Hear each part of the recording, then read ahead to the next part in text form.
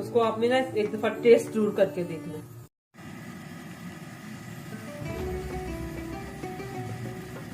ये फ्राई हो रहे हैं, ये देखो बड़े मजे की ये खस्ता खस्ता फ्राई होंगे। ये फ्राई होते हैं ना, मैं फिर आपको दिखाती हूँ किस तरह फ्राई हुए हैं ये मेरे मीठे पकोड़े।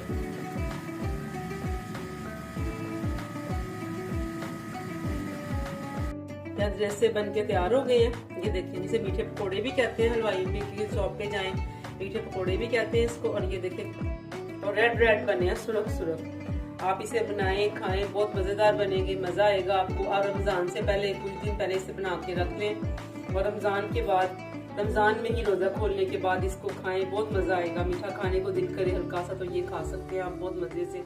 ये भी रमजान की एक रेसिपी थी जो मैंने आपसे शेयर की है और ये बहुत कम चीजों में